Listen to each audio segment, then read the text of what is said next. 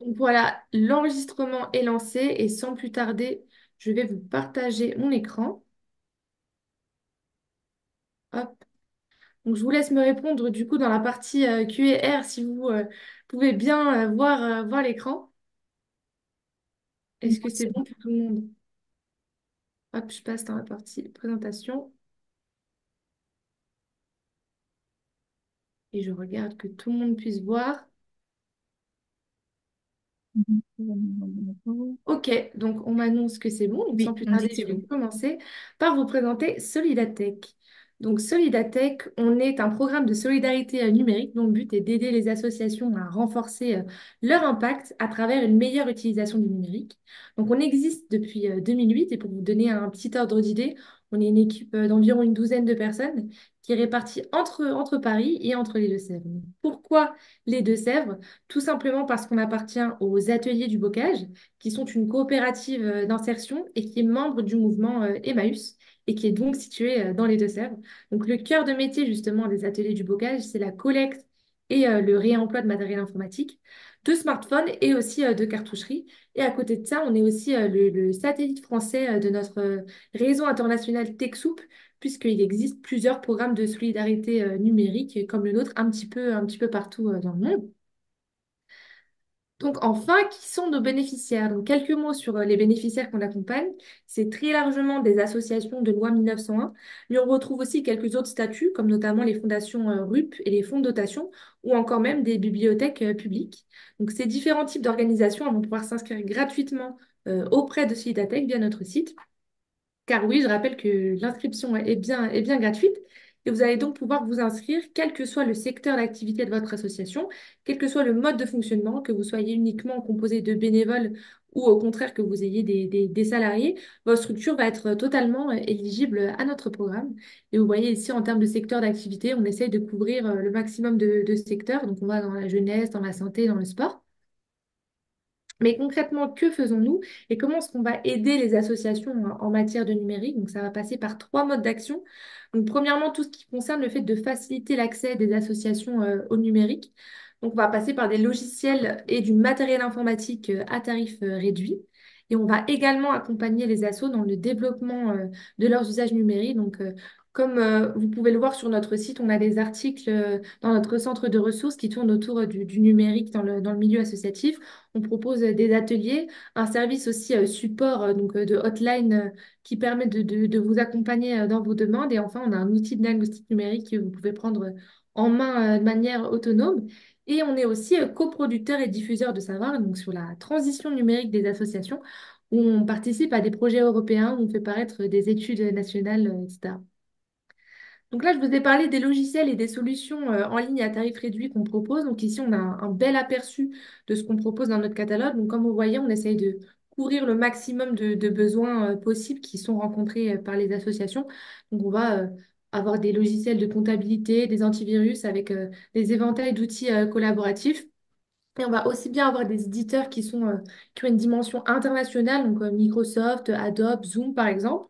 Et on va aussi avoir des solutions qui sont beaucoup plus françaises, comme c'est le cas par exemple avec TalkSpirit, avec NetExplorer, qui sont des solutions françaises.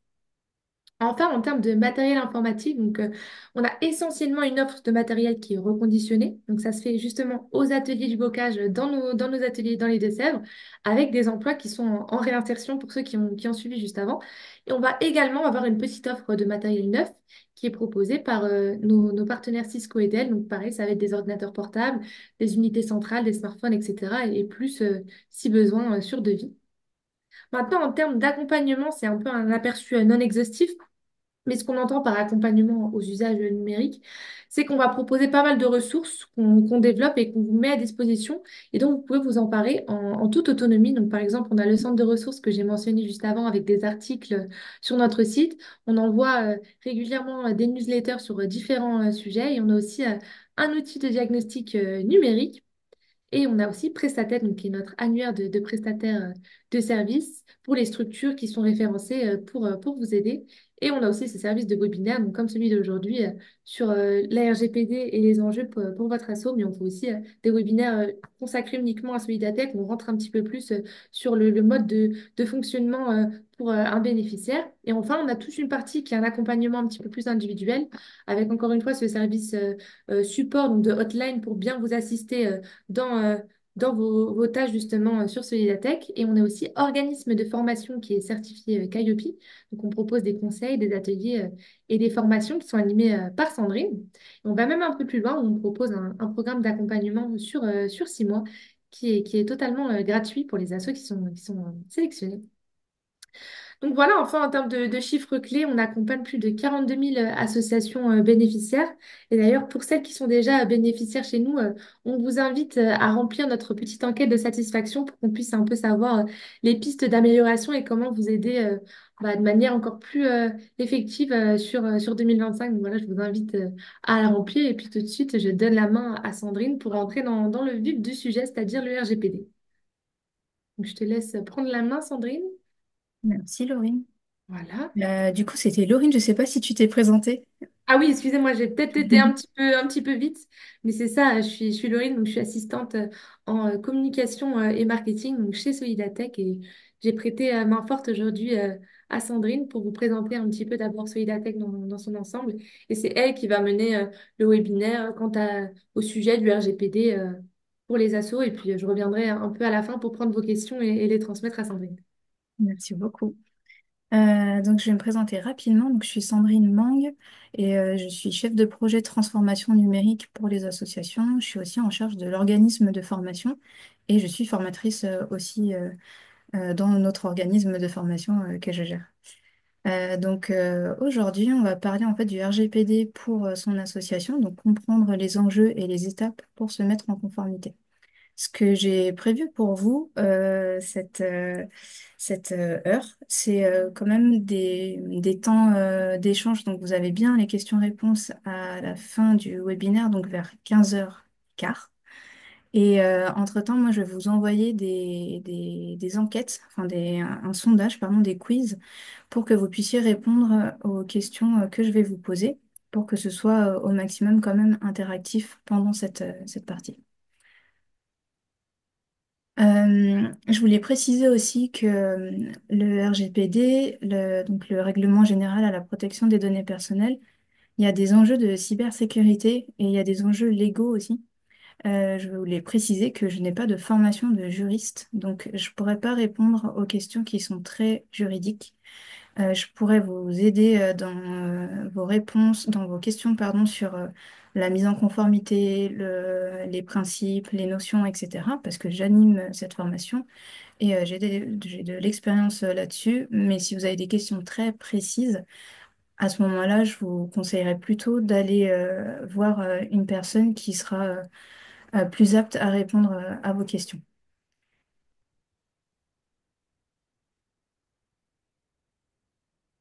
Vous voyez bien mon écran?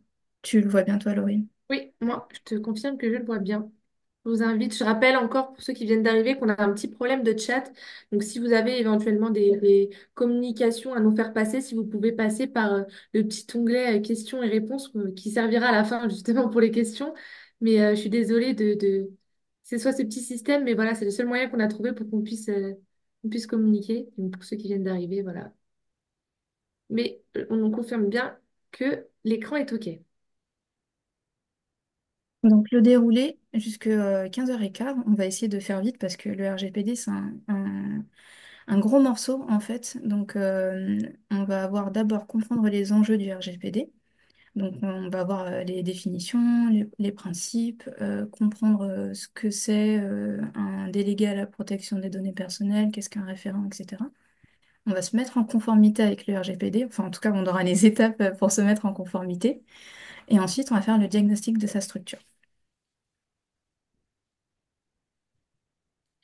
Comprendre les enjeux de la protection des données personnelles.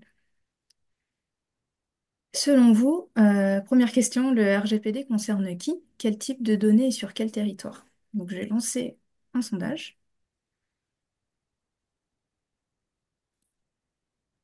Est-ce que tout le monde le voit?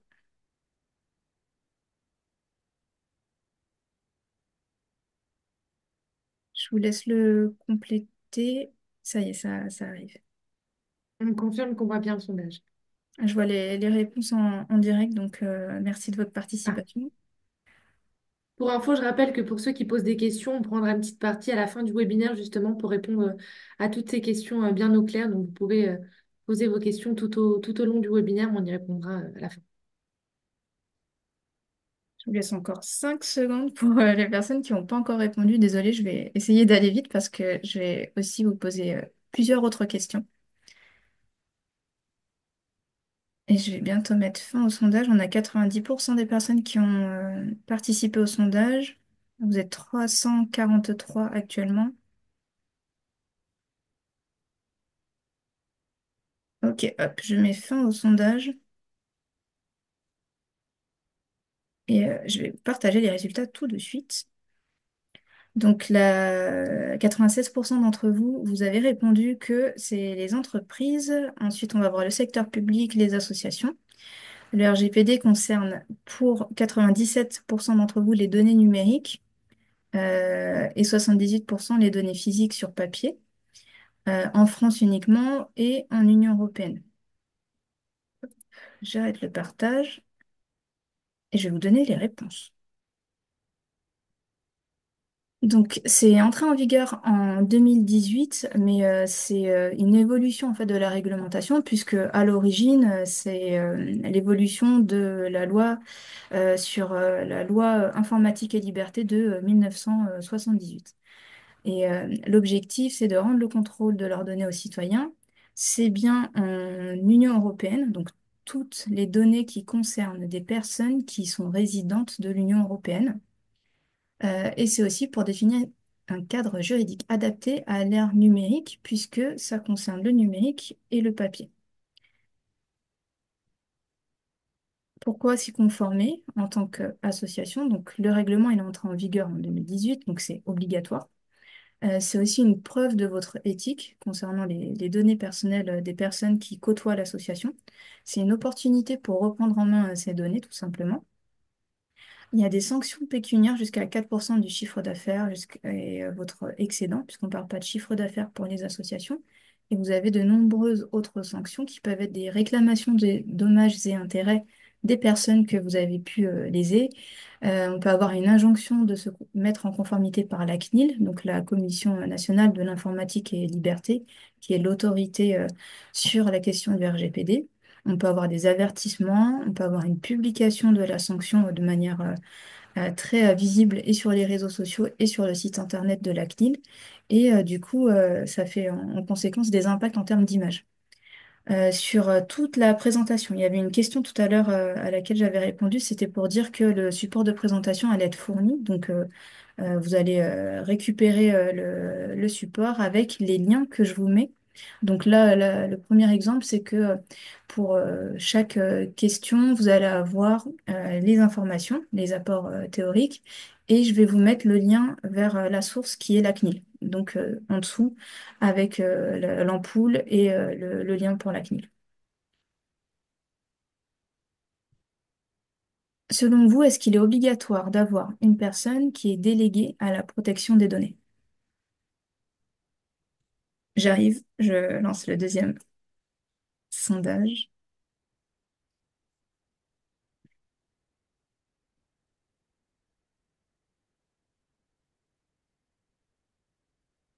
Encore une fois, je pense que tout le monde voit bien le sondage. En tout cas, j'espère. On vous invite à y répondre.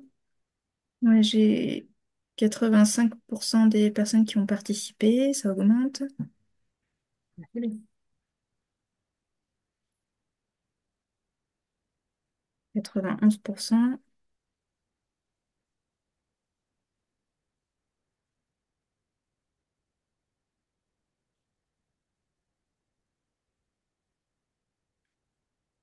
À 59% des participants qui ont indiqué qu'il est obligatoire d'avoir une personne qui est déléguée à la protection des données personnelles, 17% qui ont indiqué que c'est pas obligatoire et 24% qui ne savent pas et qui cherchent la réponse ici.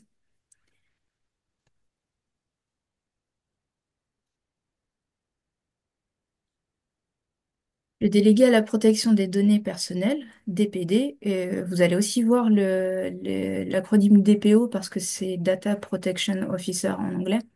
Il est obligatoire si vous êtes une collectivité, ce qui, je pense, n'est pas votre cas, et si vous êtes une structure dont l'activité de base vous amène à réaliser un suivi régulier et systématique des individus à grande échelle.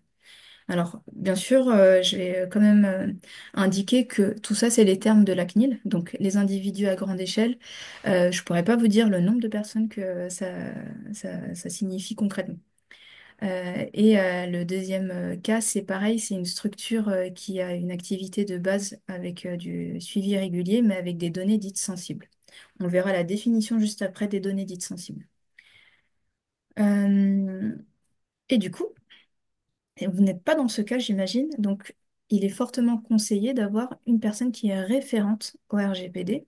Donc on va parler d'un référent RGPD, donc pareil dans tout ce que vous allez pouvoir communiquer, avoir des coordonnées en fait d'une personne qui est référente. Vous n'allez pas écrire délégué à la protection des données personnelles, vous allez indiquer référent RGPD. Tout simplement, c'est fortement conseillé parce que vous allez voir juste après sur les étapes pour se mettre en conformité, il faudrait avoir une personne qui est pilote dans l'avion parce que la mise en conformité, c'est quelque chose à coordonner, c'est quelque chose qui est sur le long cours avec beaucoup d'étapes qui peuvent prendre du temps. Et il faut aussi une personne qui puisse répondre aux questions, veiller au respect du fonctionnement et pour faire vivre tout simplement le RGPD au sein de l'association.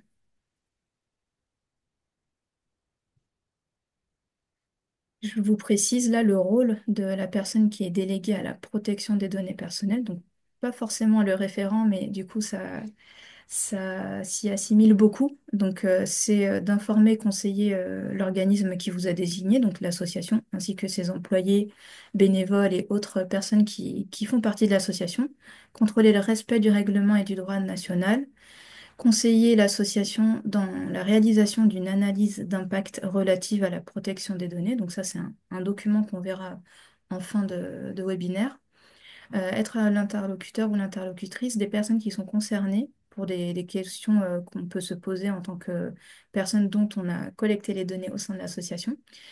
Coopérer avec la CNIL et être son point de contact, là, du coup, c'est pas du tout le rôle du référent.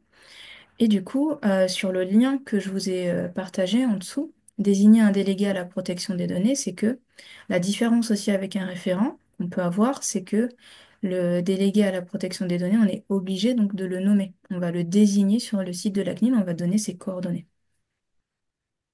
Et pour que vous voyez rapidement, je ne vais pas m'éterniser là-dessus, mais les moyens en fait du délégué à la protection des données, c'est pas tout le monde qui peut se le permettre parce qu'il doit avoir les compétences, les moyens et il peut aussi agir en toute indépendance, donc ne pas être en situation de conflit notamment avec sa fonction de DPO et avec une autre fonction par exemple.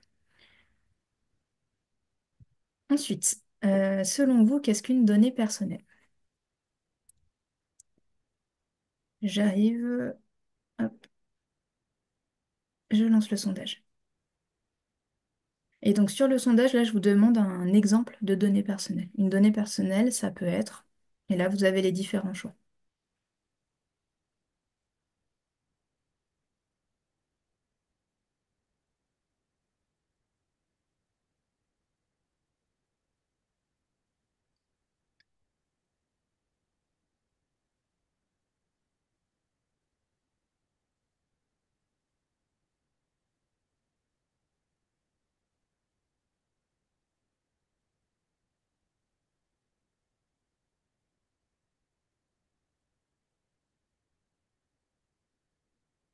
Profite de ce petit moment, Sandrine, pour peut-être j'ai eu une petite solution pour régler le chat. Il suffit peut-être d'appuyer justement sur les trois petits points en haut et en bas et d'aller dans les réglages pour pouvoir réactiver le chat pour tout le monde. J'essaye quand même de pouvoir le réactiver, mais si c'est Moi, pas je dois possible. faire? Oui, c'est ça, en tant que hôte. Faut trouver les trois petits points qui sont dans l'écran, donc soit en haut ou en bas, et ensuite régler pour le chat. Mais bon, après, si on n'y arrive pas, on continuera de cette manière. Mais Sur mes trois petits points, je vois que suspendre, arrêter l'enregistrement, tableau blanc, appli, live stream et rétablir les paramètres par défaut. Ah mince. Tu n'as pas des petits points qui soient en haut ou en bas de l'écran, à droite, Hmm. à côté d'afficher ou Affiché, ouais, j'ai le.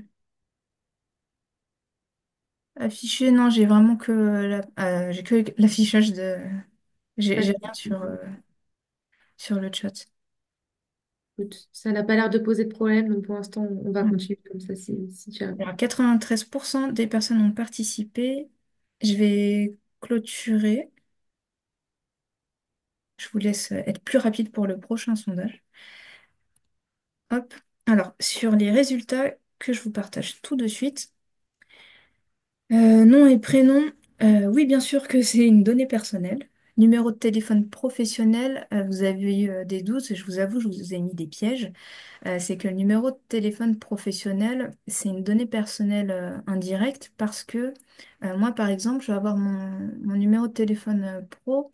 Si on m'appelle, on peut avoir ma voix. On peut avoir ma voix sur enfin, quand on m'appelle tout simplement, mais si je décroche pas sur le message d'absence aussi, sur la boîte vocale. Et il y a mon numéro de téléphone qui est sur ma signature électronique. Donc, c'est une donnée personnelle qui est indirectement en train de me viser, mais c'en est une. Le numéro d'adhérent à l'association, si effectivement vous avez un numéro d'adhérent qui est lié à un nom, prénom ou une adresse mail quelque part, et que ça renvoie indirectement donc à l'identité d'une personne, à un nom, prénom, eh ben oui, c'est aussi une donnée personnelle. Une photo avec mon visage, oui, oui, oui, c'est bien sûr une donnée personnelle. L'enregistrement de ma voix, ce que je disais tout à l'heure, en fait, c'est que ma voix, je sais qu'on est très nombreux sur Terre et que sûrement d'autres personnes ont la même voix que moi, mais avec un faisceau d'indices, on peut retrouver ma voix, moi, Sandrine Mang, là, à ce webinaire, par exemple, ou dans un vocal ou autre, ça pourrait être une info indirecte. Ensuite, on a le numéro de plaque d'immatriculation pardon, de la voiture de service. À 41%, vous avez voté pour que ce soit une donnée personnelle. Ça l'est aussi indirectement parce que normalement, votre employeur, il doit savoir indirectement toujours que vous êtes en train d'utiliser la voiture, vous êtes en train de partager la voiture. Si jamais c'est pas le cas, là, il faut se poser des questions, mais en réalité, c'est forcément, vous avez forcément donné votre permis de conduire et derrière, vous avez un suivi en fait de l'utilisation de la voiture. Mon adresse mail générique professionnelle que j'utilise, j'avais mis mon adresse mail, donc c'est formation@solidatech.fr. La même chose que le numéro de téléphone, indirectement, on me retrouve.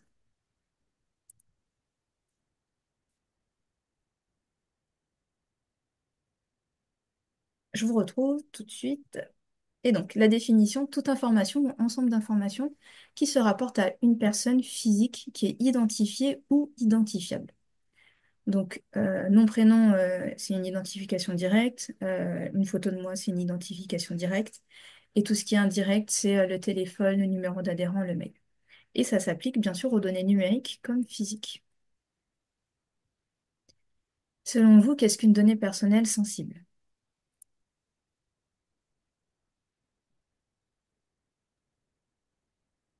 Je répondis sur ce petit temps de questionnaire pour rappeler pour ceux qui posent des questions, si vous pouvez donner un minimum de contexte, étant donné qu'on y répondra à la fin, on pourra peut-être un peu perdre le fil conducteur. Parce que je vois qu'il y a des petites questions qui rebondissent directement sur ce que Sandrine dit, mais c'est vrai qu'on aura peut-être plus le contexte en fin de webinaire.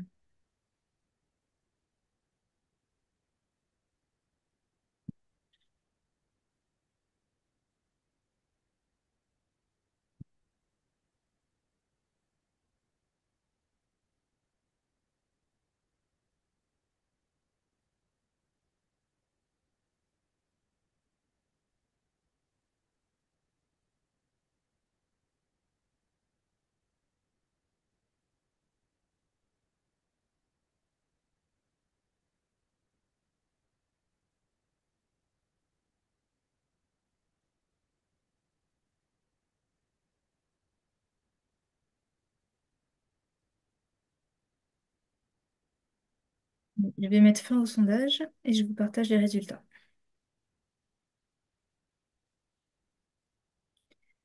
Une donnée sensible, du coup, je vous ai à nouveau mis un piège, c'est que la seule donnée qui n'est pas sensible dans la liste que je vous ai partagée, c'est les coordonnées bancaires. La définition de la donnée personnelle sensible, c'est des données à impact ou à potentiel discriminatoire fort en respect de la loi sur la protection contre les discriminations. Donc, on va retrouver toutes les données que je vous ai partagées en exemple, sauf les coordonnées bancaires. Ça peut être un amalgame avec les données sensibles parce que c'est vrai que quand on va indiquer nos coordonnées bancaires pour faire un achat, souvent il y a une notification qui va indiquer que attention, c'est une donnée sensible parce que c'est sensible en fait en termes de cybersécurité, pas en termes de RGPD. Ensuite, selon vous, qu'est-ce qu'un traitement de données?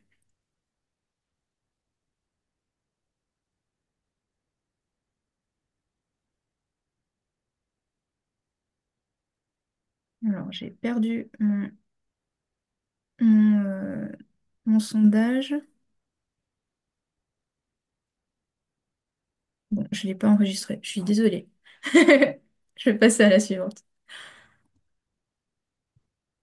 Un traitement de données, c'est tout ce que vous allez mettre derrière, enfin tous les verbes que vous allez utiliser sur les données que vous utilisez. Donc même le verbe utiliser, je collecte, je trie, je fais des listes, je fais je ne sais quoi. Tout ça, c'est un traitement de données personnelles, tout maniement de données. La finalité, c'est un objectif. C'est pourquoi en fait j'utilise ces données-là. Et le responsable de traitement, c'est la personne qui définit les objectifs poursuivis par un traitement. Et ses modalités pratiques, c'est souvent en fait tout simplement le représentant légal de la structure. Et les exemples que vous avez en face, donc l'accompagnement, le suivi social des personnes, la tenue d'un annuaire des anciens membres d'une association, etc. Ok, donc là on a vu l'introduction avec les définitions clés. Et maintenant on va voir les principes de la protection des données. Et je vais aller un peu plus vite parce que le temps file. Sur les principes, on va avoir 6 principes. Donc le premier, c'est le principe de licéité. Donc c'est le nom pour quelque chose qui est licite, donc légal. Le principe de finalité déterminée et légitime, celui de pertinence et de minimisation, de transparence et de respect des droits des personnes, celui d'une durée de conservation limitée, le principe enfin de confidentialité et de sécurité. On va avoir 6 bases légales. Donc, pour faire un traitement de données, pour pouvoir réaliser un traitement de données, pour pouvoir tout simplement collecter, par exemple, il faut que ce soit sur une des 6 bases légales que je vous présente ici.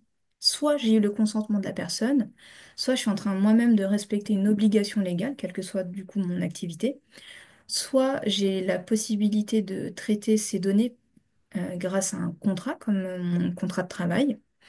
Soit je suis en train de réaliser une mission d'intérêt public, soit c'est dans le cadre de la sauvegarde des intérêts vitaux, ou c'est un intérêt légitime. L'intérêt légitime, c'est tout à fait logique que pour telle activité, j'ai besoin de telles données personnelles. Pour le consentement, donc là, je vous partage, pardon, trois images. On peut considérer que c'est une image une notification, en tout cas un encart qui s'ouvre quand vous allez sur un site internet, par exemple. Et sur le site internet, vous allez avoir ces 3 possibilités. La première, donc avec votre nom, votre prénom, votre email, et je souhaite m'inscrire sur ce site, par exemple. Le deuxième cas, c'est la même chose, sauf que vous avez un espace qui est précoché. Et la dernière possibilité, donc la troisième image, ça va être la même chose, mais l'élément coché précédemment ne l'est pas. Donc je vous partage mon sondage et en fait je voudrais savoir selon vous quelle image a un consentement valable.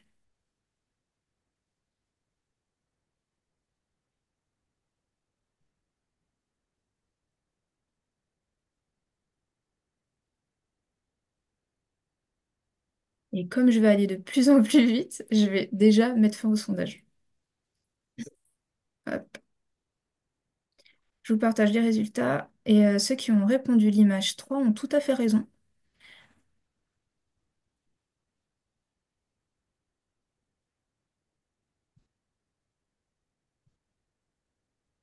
Pour qu'il soit valable, le consentement il doit être positif, donc il faut une action de la part de la personne, comme cocher.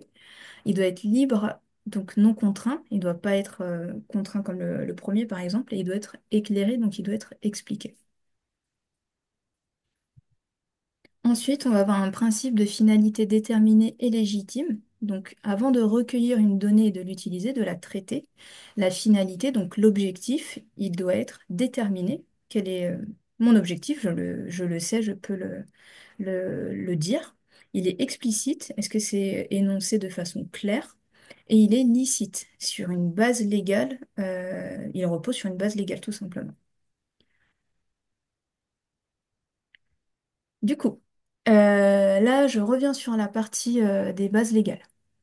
Une association qui propose des cours de langue en visioconférence, elle va contacter par email les participants à ces cours. Sur quelle base légale repose, selon vous, le traitement de données? Je vous lance le sondage et je vous remets l'image avec les bases légales.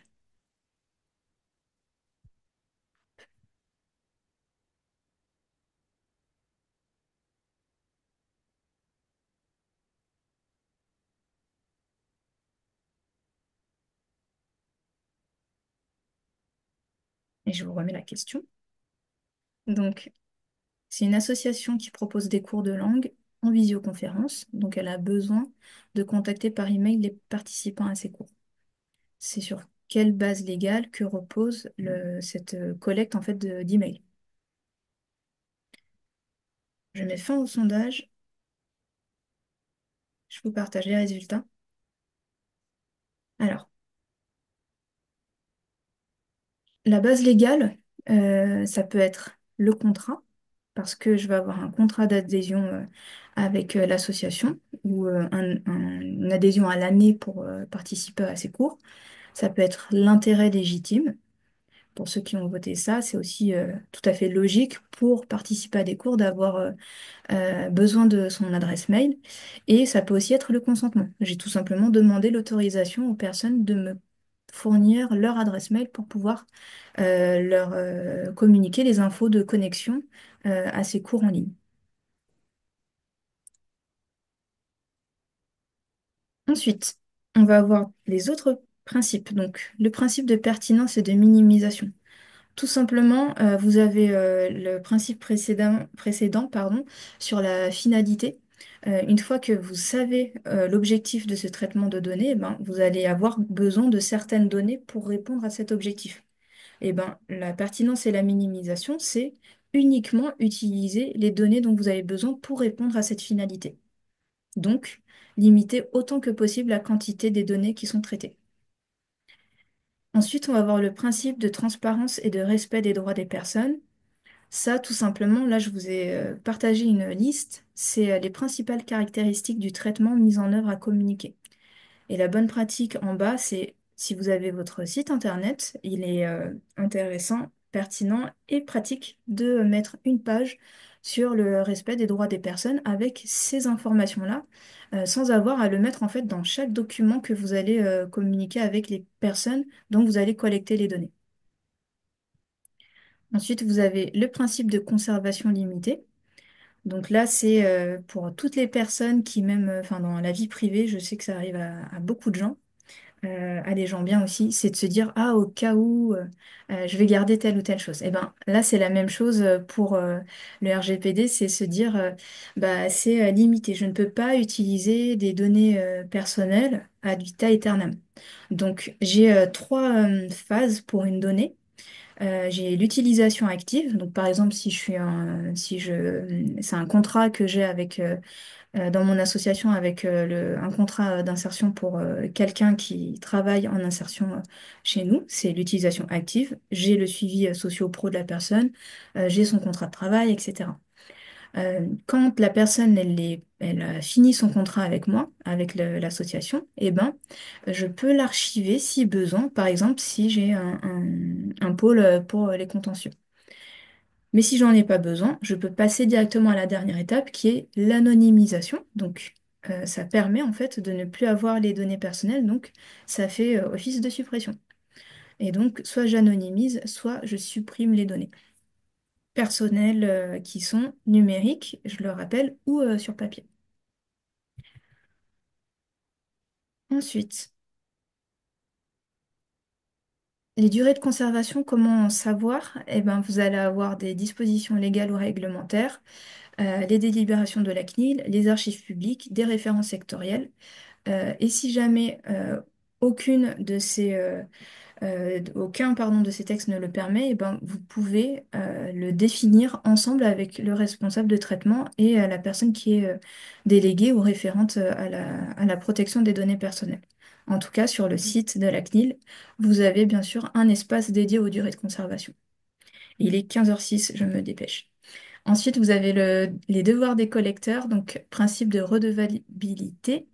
Si jamais vous avez un contrôle, il faut pouvoir montrer des preuves de conformité. Le principe de responsabilité en chaîne, c'est que vous avez des prestataires qui travaillent avec vous. C'est de s'assurer que bah, si vous fournissez vos données à telle ou telle structure, même si c'est dans votre activité tout à fait normale, bah, ces personnes, elles font pas n'importe quoi. C'est pas parce que vous êtes conforme RGPD que la structure qui derrière va utiliser vos données ne l'est pas. L'est plutôt, pardon. En fait, vous devez vous assurer que de leur côté aussi, ils vont faire bonne utilisation des données personnelles que vous allez leur partager. Et ensuite, la sécurisation des données et confidentialité, donc limiter les accès et les risques d'accès, de suppression ou de modification des données. Ok, et maintenant, on va voir les étapes pour se mettre en conformité RGPD. Il y a 5 étapes. La première, recenser les fichiers avec un registre des traitements. La deuxième, faire le tri dans les données personnelles traitées. La troisième, faire preuve de transparence et donc communiquer sur votre mise en conformité. La quatrième, organiser et faciliter l'exercice des droits des personnes. Donc, si quelqu'un vous contacte, comment vous faites? Est-ce que vous avez mis en place une adresse mail, par exemple? Sécuriser ces données. Pour les 5 étapes, je vais vous les préciser une à une. Et donc, pour la toute première, le registre des traitements, je vais vous partager un registre de traitement. Euh, J'arrive pas à quitter. Ah, voilà. Tout le monde voit bien mon écran? Vous voyez le tableau bleu Moi, je vois bien l'écran, en chez effet. moi. Ok, parfait. Donc ça, c'est un registre de traitement. Vous voyez, la première page, c'est un sommaire. Dans tous les traitements de données personnelles que je fais, je vais avoir des finalités et des sous-finalités, des objectifs du coup. Donc la première, la plus grosse, ça va être le plus souvent en fait la gestion des ressources humaines. Là, c'est sûr et certain qu'il y a des données personnelles. Pour ce traitement-là, je vais avoir dans la première page avec le sommaire l'explication de ce que c'est. Il y a bien le recrutement, il y a bien la gestion des contentieux, la santé au travail, les arrêts, la rémunération, etc. Pour ma deuxième fiche de traitement, je vais avoir par exemple mon site web. Pour mon site web, je vais avoir peut-être les adhésions, les dons, etc. Et via ça, via les adhésions, je peux avoir les données personnelles des donateurs. Donc, je l'indique ici. Ensuite, je vais avoir les différentes activités. Je peux avoir de l'accompagnement socio-professionnel. Pour ça, ça va être la gestion admin, l'accompagnement, les entretiens, etc. Ensuite, je vais avoir l'événementiel. Enfin, les ateliers numériques. Et après, je peux avoir la gestion de la vie associative. Donc là, je peux avoir, par exemple, la tenue des CA, des AG, etc. Le registre de traitement, il se présente avec une première page qui est le sommaire. Et ensuite, vous avez vos fiches de traitement. Ça ressemble à ça. Il existe des modèles. Ce que je suis en train de vous présenter, c'en est un que j'ai agrégé en fait d'informations au fil du temps. Et du coup, La première, par exemple, vous allez avoir la gestion des ressources humaines. Vous avez la première finalité, le premier objectif qui est la gestion des ressources humaines. Ensuite, vous avez le recrutement. Ensuite, vous avez la gestion admin, la tenue des registres, etc., etc. Puis, vous allez avoir les catégories de données personnelles qui sont traitées, comme les déplacements pro, les permis de conduire, les arrêts maladie, etc. On va avoir des catégories de données. Dans toutes les données que je traite pour la gestion des ressources humaines, je peux avoir des bulletins de paye, je peux avoir des ordres de virement, etc. Et je vais indiquer qui est-ce que ça concerne. Les anciens salariés, les prochains salariés, les salariés en cours, etc. On va avoir les types de destinataires, qui est-ce qui va utiliser ces données, donc les RH, le service comptabilité, le service informatique. Et ensuite, je vais indiquer les mesures de sécurité que je vais avoir. Je peux avoir un truc tout bête, ça peut être mon code à ma session, je peux avoir le chiffrement des données, je peux avoir des documents qui sont dans des placards fermés à clé, ce genre de choses. Voilà, donc c'était juste pour vous montrer à quoi ça ressemble un registre de traitement. Ça peut faire peur, mais je vous rassure, en fait, vous le faites une fois. C'est là que ça prend le plus de temps parce que tout prend du temps la première fois. Mais après, vous n'avez plus qu'à le mettre à jour. Et c'est ça qui peut être contrôlé. Voilà, je passe le registre de traitement et je vais à la suite donc sur le tri des données personnelles traitées. Pour faire le tri, vous répondez à ces différentes questions. Qu'est-ce que c'est? Pourquoi on l'utilise? Comment? Jusqu'à quand? Donc on respecte les durées de conservation. Où est-ce qu'elles sont hébergées et qui utilise les données? Ensuite, pour faire preuve de transparence, ça peut être là par exemple, c'est un formulaire d'inscription à un événement. On va dire, à l'occasion de l'événement machin, telle date, on vous invite à compléter le formulaire. Et donc, conformément au RGPD, c'est uniquement dans l'objectif, donc la première finalité, établir la liste d'hébergement. Deuxième finalité, vous permettre de recevoir des informations. Les données sont conservées 6 mois, c'est une durée de conservation, ou ça dans les archives du collectif, qui aura seul accès à ces éléments. Donc, c'est les responsables de traitement. Et les données peuvent être supprimées ou modifiées à votre demande. Donc, ça, c'est les droits des personnes, en contactant par mail référente RGPD, gna gna gna. Et ça va être la personne donc, qui est référente. Donc, ça, tout simplement, c'est quelque chose qui est facilement applicable. Quand vous faites le tri, eh ben, vous allez voir où est-ce que vous avez besoin d'en faire mention. Et donc, vous allez avoir les exemples ici sur le lien. Organiser, faciliter l'exercice des droits des personnes. Donc, c'est ce que je vous disais. Il faut à tout prix indiquer une adresse mail pour savoir comment vous allez gérer une demande de quelqu'un. Je vous ai laissé la bonne pratique et je me dépêche, comme c'est bientôt à la fin. La dernière étape, c'est sécuriser ces données. Les risques, c'est tous les accès non autorisés, les modifications non désirées et les disparitions de données. Et donc, pour se poser les bonnes questions, vous retrouvez là sur le support où est-ce qu'elles sont stockées, qui y a accès, pourquoi, est-ce qu'elles sont vraiment sécurisées. Ouf. Je vais souffler un temps et je vais vous laisser du coup, oups, pardon, relancer ce sondage. Voilà, je vous lance le sondage avec les étapes pour se mettre en conformité. Ça Je vous en marche. ai cité 5 et du coup, on vient juste de les voir, on vient de les terminer.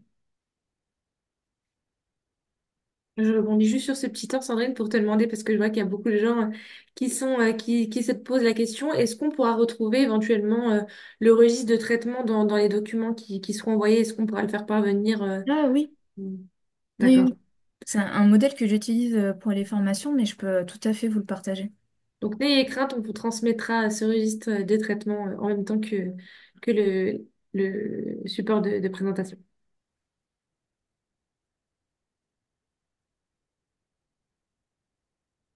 Il est 14, je vais mettre fin au sondage, désolée.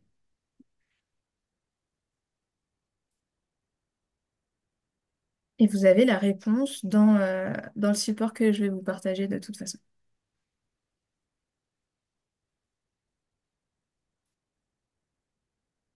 Hop. Et la dernière étape du déroulé de ce webinaire, donc votre diagnostic. Où est-ce que vous en êtes sur le RGPD dans votre association?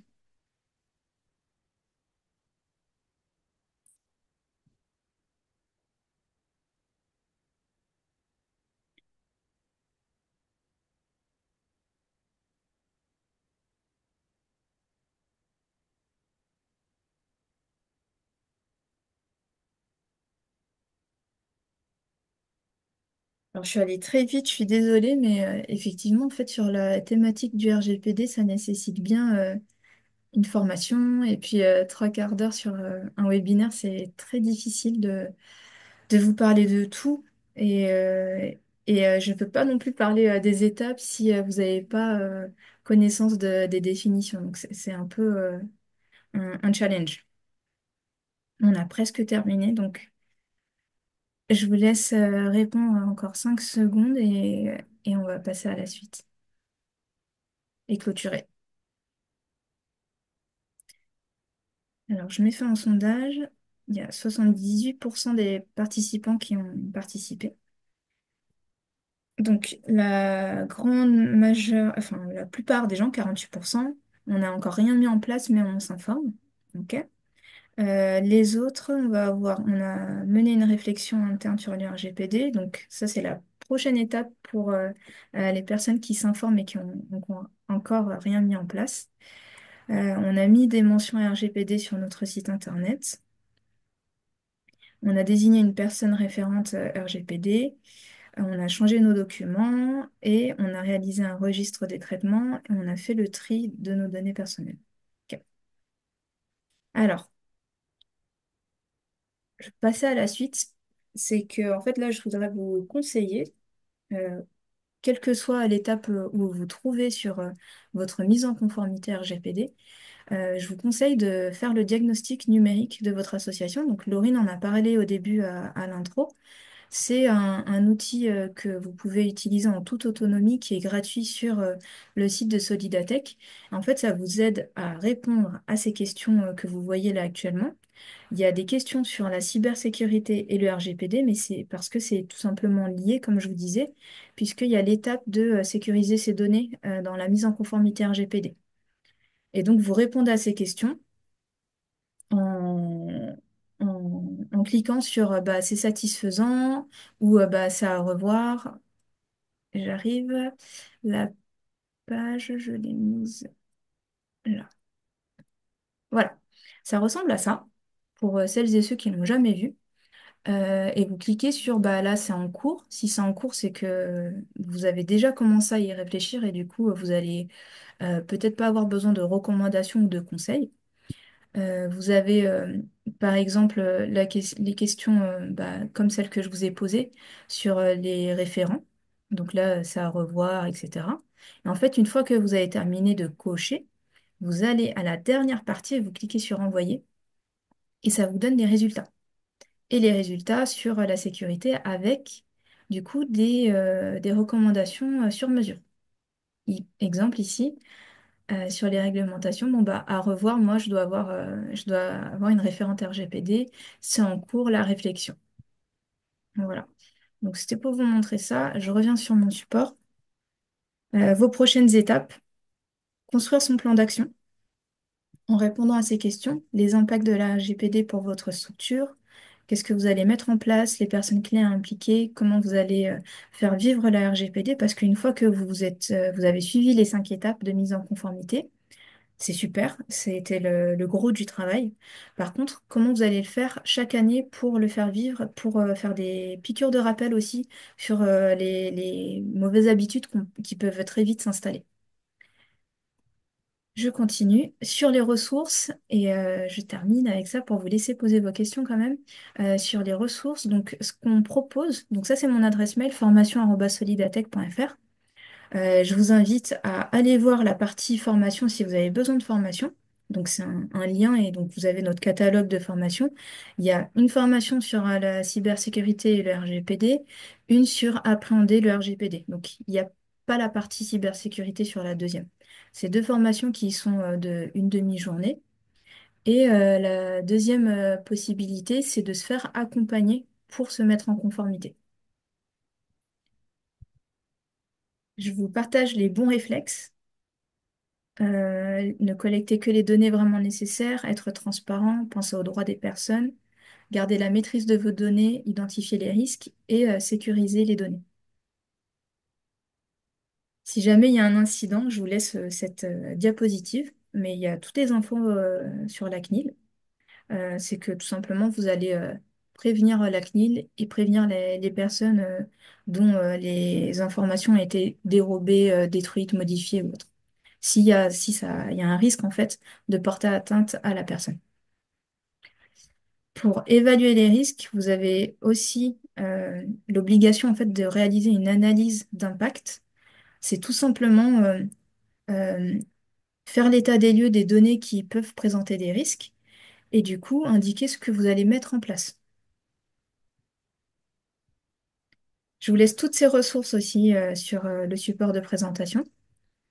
Il y a un guide de la CNIL qui a été réalisé exprès pour les associations et celui de l'UNAF pour les professionnels du secteur mais social et médico-social. Merci beaucoup et à vos questions. Super. Bah, écoute, merci Sandrine pour cette présentation assez claire. On va tout de suite passer aux questions.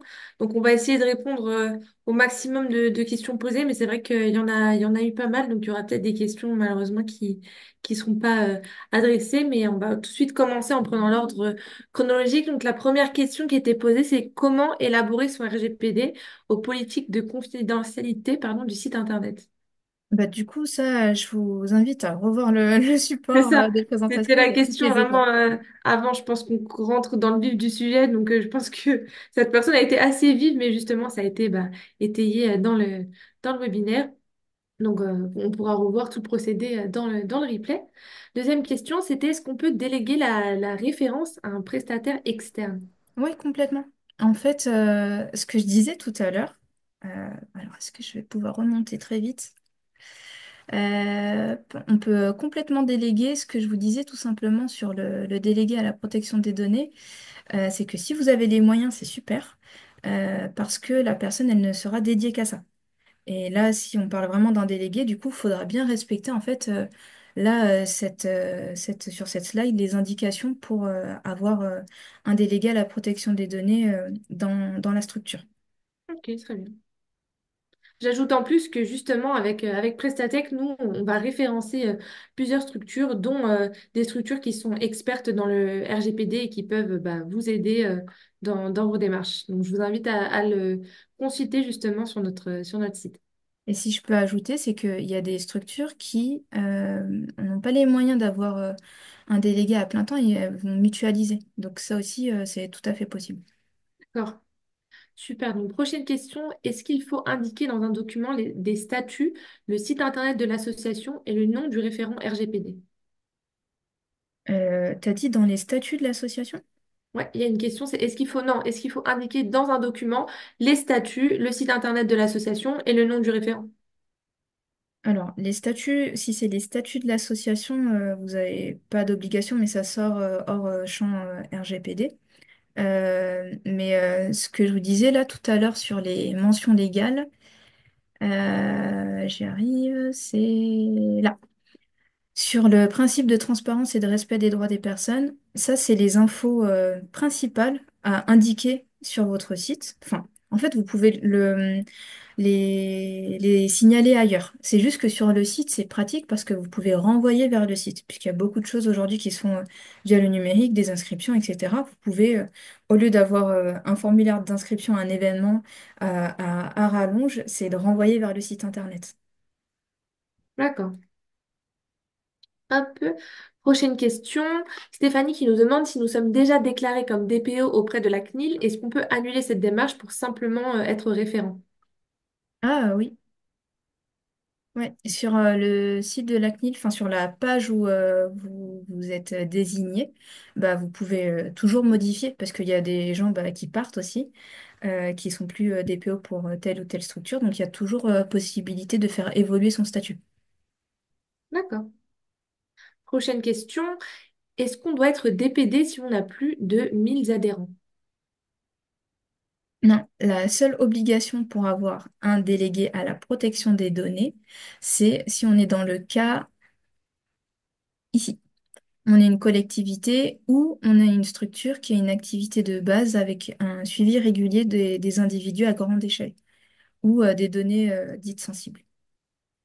D'accord. Et c'est juste ça qui fait que c'est soit vous avez un statut, enfin soit vous êtes une collectivité, un département, une région, enfin n'importe, soit vous êtes une structure qui avait un suivi régulier de personnes à grande échelle. C'est juste ça où vous êtes dans l'obligation d'avoir un délégué à la protection des données. D'accord. Et on a encore une autre question, du coup, qui demande si on est directrice d'une toute petite association, est-ce qu'on ne peut pas porter la responsabilité de la protection des données? Porter la responsabilité. Je vais peut-être réitérer. On nous demandait donc, je suis directrice d'une toute petite association, je ne peux donc pas porter la responsabilité de la protection des données, point d'interrogation. Alors, la responsabilité, c'est juste si vous êtes directrice et que du coup vous êtes responsable légale, représentante légale de l'association, de fait, vous êtes représentante en fait responsable du traitement. Vous n'êtes pas forcément référente RGPD en fait. D'accord. Super. On avait ensuite une question qui demandait, pour la personne chargée du traitement des données, quelles fonctions sont incompatibles? Donc, il me semble que c'était une question qui était revenue pendant que tu parlais. Donc, c'était un petit point, je pense, à éclaircir. En fait, il n'y a pas de fonction. Enfin, si on est référent, c'est qu'on est dans le cas où on n'est pas obligé d'avoir un délégué à la protection des données. Donc, dans ce cas, on n'est pas tenu en fait d'avoir, de respecter tout ça. Les compétences requises, les moyens, la capacité d'agir en toute indépendance. Ça, on est référent, ça veut dire qu'on n'est pas dans l'obligation d'avoir un délégué à la protection des données. Ça veut dire que sur la partie incompatibilité, c'est pas écrit noir sur blanc sur le site de la CNIL que le métier de trésorier fait qu'on ne peut pas être référent RGPD. C'est pas écrit comme tel. C'est plutôt, en fait, moi, je vous conseille d'avoir une personne qui peut y donner, y consacrer du temps. Parce que, surtout quand vous commencez à vous mettre en conformité, c'est ça qui est le plus long. Vous avez vu les étapes que je vous ai montrées tout à l'heure, les 5 étapes. En fait, sur la partie du tri, par exemple, ça peut prendre 6 mois. Comme ça peut prendre un an, en fait, vous avez des assos, enfin, je pense qu'il y en a parmi nous, qui ont des archives depuis 20 ans, 30 ans. Et là, faut faire le tri, ça peut prendre 6 mois. Donc, il faut quelqu'un qui soit disponible et motivé pour le faire. D'accord. Donc, merci pour cette réponse, Sandrine. Prochaine question, est-ce qu'on doit désigner un référent dans toute structure? Alors, là, pareil, c'est ce que je disais au départ, c'est qu'en fait, soit vous êtes dans le cas où on est obligé d'avoir un délégué à la protection des données, soit vous l'êtes pas, et du coup, il est conseillé par la CNIL d'avoir une personne qui est référente. Il est juste conseillé. Mais vous avez vu euh, on va dire, les obligations un peu tournées, c'est que faut quand même quelqu'un qui réponde aux questions, il faut quand même faire vivre le RGPD, il faut quand même le mettre en conformité, enfin mettre en conformité l'association, il faut quand même avoir un regard sur la sécurité. Tout ça fait que il est fortement recommandé par la CNIL, mais de manière tout à fait pragmatique, s'il y a personne qui est là-dessus, c'est pas possible de se mettre en conformité en fait. D'accord. Mais ça répond très bien à la question. Enfin, prochaine question qui est peut-être un petit peu plus cas par cas. Une dame qui nous demande, je suis une association d'accompagnement aux femmes atteintes de cancer. Je ne récupère donc pas les données qui sont relatives à leur dossier médical, mais par définition, je sais que mes adhérents ont cancer. Peut-on considérer que je gère des données sensibles? Et donc, est-ce que je rentre dans le cadre de la détermination d'un DPO? Alors, la, la désignation d'un dépôt, où est-ce que je reviens? Euh, je suis là. À mon sens, oui, parce que ça peut être... en fait, ça dépend ce que vous faites. Est-ce que c'est un suivi régulier et systématique de ces personnes qui sont atteintes d'un cancer? Et si c'est le cas, et ben, oui, parce que du coup, vous rentrez dans la définition est du coup sur le cas à droite D'accord. et sur la partie des données sensibles en plus. Enfin, prochaine question, on nous demande, doit-on supprimer les données des anciens salariés? Alors, on peut les supprimer si ça respecte les durées de conservation et les finalités qui sont correspondantes à votre traitement de données. D'accord. Super. Prochaine question. Serait-il possible de partager le registre de traitement? Donc ça, j'ai évoqué tout à Oui. l'heure qu'effectivement, on va l'envoyer en même temps que le support de présentation. Donc je réponds un peu à tout le monde. Ce sera envoyé. Pas de souci sur ça. Alors, prochaine question. Est-ce qu'on est obligé de faire un registre de traitement? Ouais.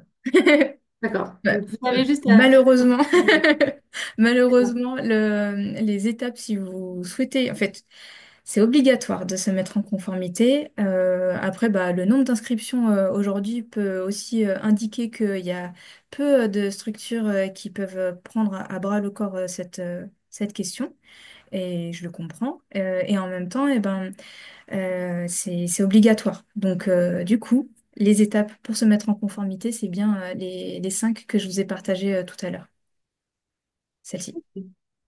Maintenant, bah, du coup, on nous demande où doit-on stocker le registre des données et qui peut y avoir accès, pardon. Où le stocker, je ne sais pas. En fait, tout simplement, vous n'allez pas mettre le chemin d'accès à certains documents. Donc, il n'y a pas de données sensibles dessus puisque vous allez catégoriser les types de données que vous allez avoir, les types de personnes qui vont y avoir accès, les types de sécurité que vous allez avoir, mais vous n'allez pas indiquer le chemin ni la donnée en question. Donc, il n'y a pas de données sensibles dessus. Donc, vous pouvez le stocker où vous voulez. Et ça doit être visible que par la personne qui va être référente et la personne qui est responsable du traitement des données, donc le ou la représentante légale de l'association. D'accord. Prochaine question, une question qui est revenue pas mal de fois. Combien de temps a-t-on pour se mettre en conformité? Le temps que vous pouvez y consacrer. En fait, il n'y a pas de délai légal. On est en 2025. Le règlement, enfin, il est en vigueur en 2018. Donc, dès que vous pouvez. Enfin, Si aussi vous avez des questions très précises et vous avez besoin d'accompagnement ou autre, vraiment, enfin, n'hésitez pas à me contacter sur l'adresse formation pour juste faire un cadrage de formation, déjà pour échanger et aussi pour identifier si vous avez vraiment besoin de formation ou si vous avez besoin d'un accompagnement ou finalement c'est pas fait pour vous, mais vous avez eu besoin de quelqu'un pour répondre à vos questions à ce moment-là. c'est ça. Je rappelle que malheureusement, on a eu un petit problème de chat, donc je ne peux pas vous fournir le lien ici, mais si vous allez sur notre site internet, donc solidatech.fr, et que vous allez dans la rubrique accompagnement, vous aurez une page avec formation et conseils et toutes les formations qu'on propose et les prérequis pour y accéder et toutes les informations. Voilà. Maintenant, prochaine question. Est-ce que les emails dans un cadre professionnel sont considérés comme des données soumises à RGPD, par exemple l'adresse email, le nom, le téléphone? Ouais, je sais pas si vous étiez là au tout début, la personne qui a répondu, qui a posé cette question, pardon. Mais c'est une identification indirecte d'une personne. Donc, c'est une donnée personnelle. Je disais mon adresse mail qui est formation@solidatech.fr. C'est une donnée personnelle parce qu'en fait, ça renvoie vers moi. Donc, on m'écrit, il y a ma signature ou si je suis pas là, il y a un message automatique avec mon nom et mon prénom. Et pareil pour mon numéro de téléphone. Parce qu'il y a mon message d'absence, parce que si vous m'avez au téléphone, c'est ma voix. Voilà. D'accord.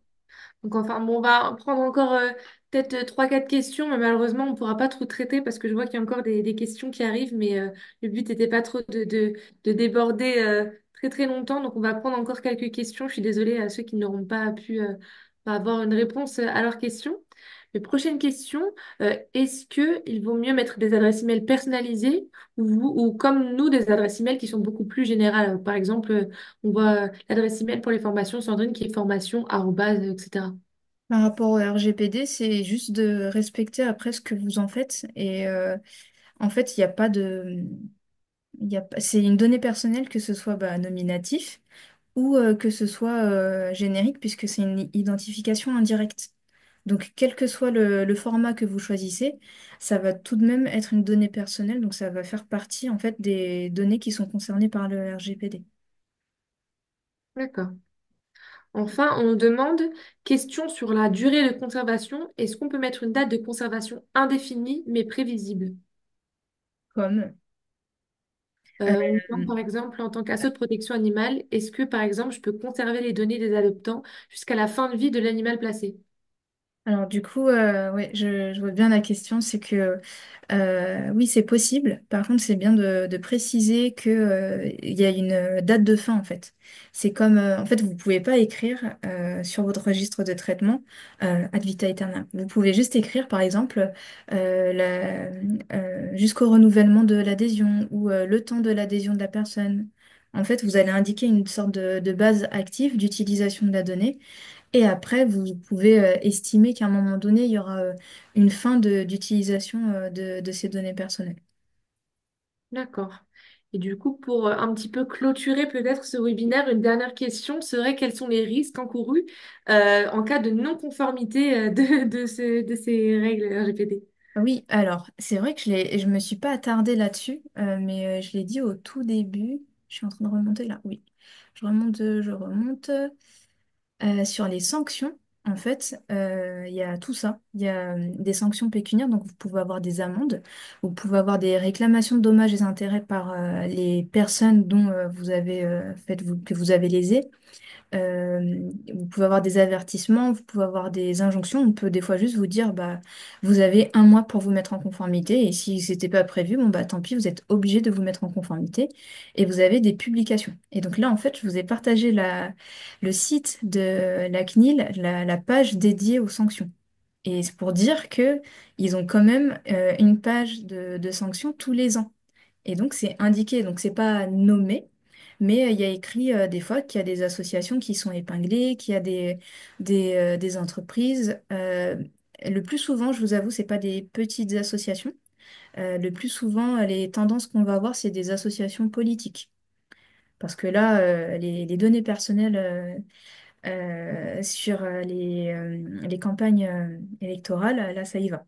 Et sinon, le reste, je vois beaucoup plus rarement des sanctions pour les assos. D'accord. En tout cas, merci Sandrine pour toutes les réponses que tu as apportées aux questions posées. C'est vrai qu'on n'a pas pu traiter toutes les réponses malheureusement.